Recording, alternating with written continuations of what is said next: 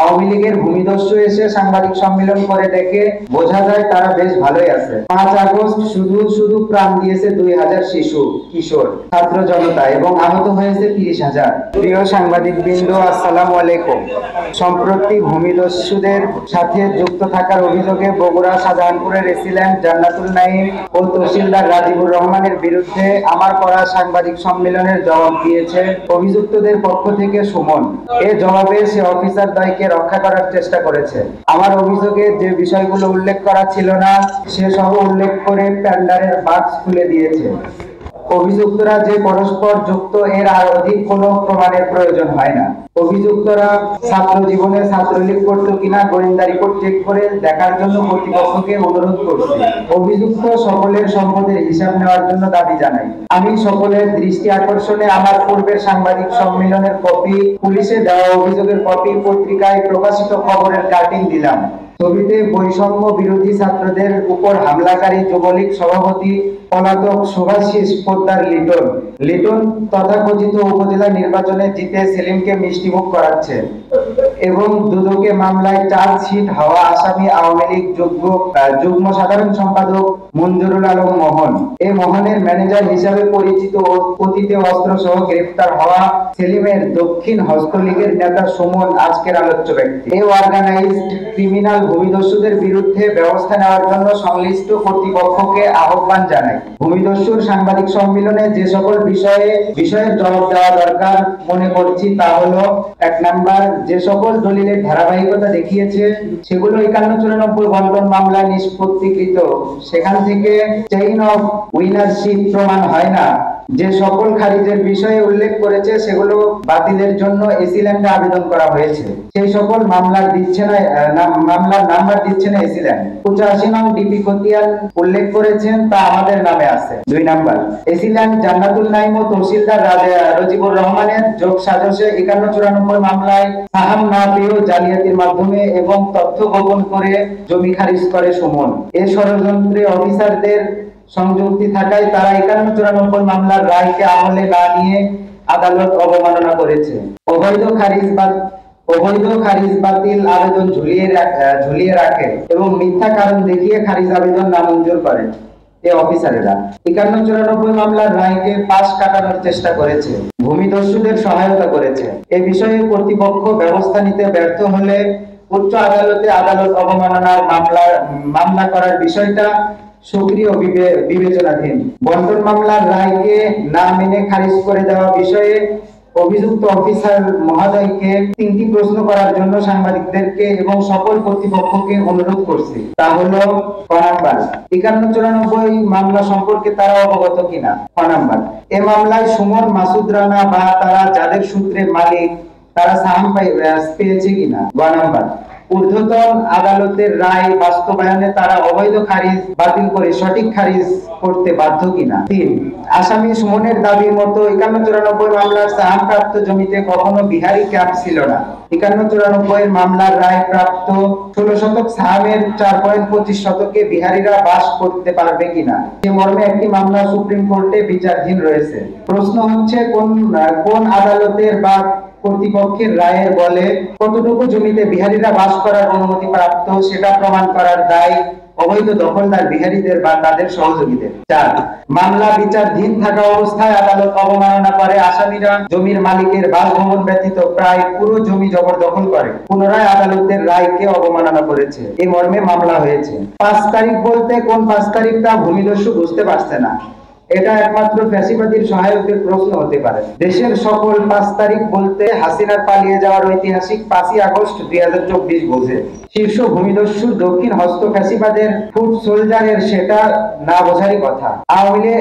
আওয়ামী লীগের যুগ্ম সাধারণ সম্পাদক মঞ্জুরুল আলম মোহনের ক্যাডার সেলিম কোন আলাদিনের চারাক পেয়ে ফ্যাসিস্টের শাসনামলে আঙ্গুল ফুলে বটগাছ হয় সেটা তদন্ত করে জেলা দুর্নীতি দমন কমিশন ও সংশ্লিষ্ট থানার ভারপ্রাপ্ত কর্মকর্তা ও এসপি মহোদয় ও ডিসি মহোদয়কে অনুরোধ করছি।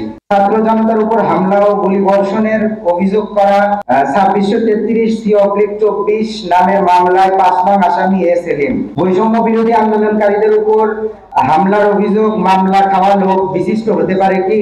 আরো কত মামলা রয়েছে তা বিস্তারিত আইন প্রয়োগকারী সংস্থা এবং গোয়েন্দা সংস্থা বলতে পারবে। ঘনিষ্ঠ সহযোগী সুমনকে ধরে রিমান্ডে নিলেও অপরাধের অনেক তথ্য পাওয়া যাবে। অভিযোগ রয়েছে মঞ্জুরুল আলম মোহনের ভাই বগুড়া জেলার অন্যতম রাজনৈতিক দলের প্রভাবশালী নেতা হওয়ায় শীর্ষ গডফাদার মোহন ধার ছোঁয়ার বাইরে। এই প্রভাবশালীর পরিচয় খুঁজে বের করা এবং অপরাধীকে গ্রেফতার করা শৃঙ্খলা বাহিনী বগুড়ার সাধারণ মানুষ এক গডফাদারদের হাত থেকে মুক্ত হয়ে আরেক গডফাদারদের অধীনতা মানবে না। বিষয়টা সকল রাজনৈতিক দলের বিবেচনায় নিতে হবে। বিএনপির শীর্ষ নেতা 19 অক্টোবর 24-এ দেওয়া ভাষণে অন্তর্বর্তীকালীন সরকারের কাছে আকর্ষণ করে বলেছেন, পলাতক মাফিয়া চক্রের দুঃশাসনের সময় পলাতক স্বৈরাচারের সমর্থিত নেতাকর্মী সারা দেশে অবৈধভাবে ভিন্ন মতের অনেক মানুষের জমি জায়গা দখল করেছিল। ফ্ল্যাট, দোকান, নদী, নালা ও ব্যবসা প্রতিষ্ঠানও তারা দখল করেছিল।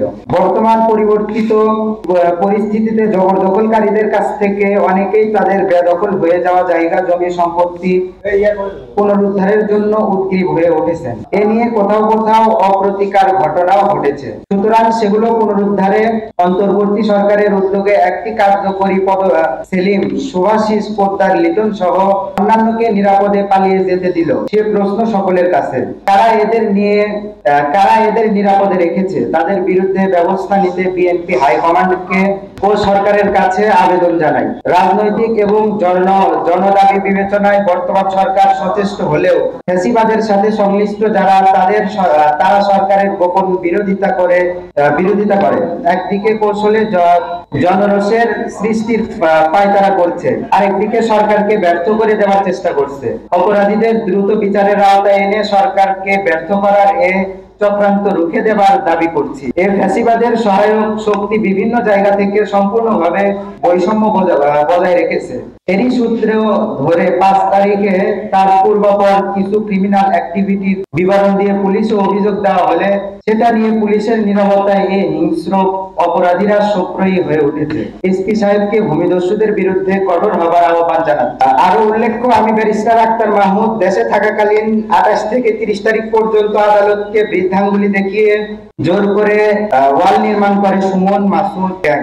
এ সময় বনানী ফাঁড়ির পুলিশ ইনচার্জের নির্দেশে অফিসার জাহিদুর ঘটনাস্থলে যায়। তিনি স্থান ত্যাগ করলে আবার নির্মাণ কাজ চালায় সুমন মাসুদ। অতঃপর এসআই ফজলে এলাহি স্পটে গিয়ে নির্মাণ থামালেও ইতিমধ্যে 1 মাথা উঁচু ওয়াল নির্মাণ হয়ে গেছে। অথচ যে দলিল দিয়ে খারিজ করা হয়েছে তাতে মিথ্যা লেখা যে জায়গায় টিনের চাল রয়েছে।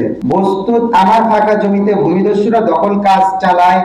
পুলিশের উপস্থিতি অগ্রাহ্য করে এ দখল কর্ম চলে বিধায় এ বিষয়ে তৎকালীন এসপি মহোদয়কে জানানো হয়। এখন পরিবর্তিত পরিস্থিতিতে নতুন এসপি মহোদয়কে পুনরায় আবেদন করছি আমার অভিযোগের সঠিক তদন্ত নিশ্চিত করতে। এসআই ফজলে এলাহি সমস্যা সমাধানে সেলিমের সাথে বসতে বলেন। কাজেই সেলিম বিষয়টার সাথে যুক্ত। তাছাড়া ইতিপূর্বে সেলিমের পক্ষে হত্যার হুমকি দিয়েছে তহসিলদার তার অফিসে বসে, এবং শুনানিতে গেলে পৌরসভায় আমার অ্যাডভোকেটের মাধ্যমে সুমন আমাকে হত্যার হুমকি দেয়, যা পুলিশকে বলা হয়েছে। কাজেই এ সকল ব্যক্তিরা একই সূত্রে যুক্ত। তৎকালীন পৌরসভার চেয়ারম্যানকে অবৈধ দখল থামাতে অনুরোধ করলে তিনি মন্তব্য করেন, কে যে অবৈধ তা কিভাবে বুঝি? তাকে বলেছি এসবের পেছনে সেলিম এবং সেলিম মোহনের লোক। মোহন আপনার ভাই, কাজেই সেলিমকে থামাতে মোহনের সাথে আমার কথা বলিয়ে দিন। চেয়ারম্যান সাহেব তাতেও অস্বীকৃত জানান। মাননীয় জেলা প্রশাসককে আবেদন জানায় অবিলম্বে অভিযুক্ত সরকারি কর্মকর্তাদের সহ সকল অপরাধীর বিরুদ্ধে ব্যবস্থা নিয়ে আমার মৌলিক সাংবিধানিক অধিকার ও মানবাধিকার রক্ষা করে বাধিত করবেন। নিবেদক ব্যারিস্টার আক্তার মাহমুদ।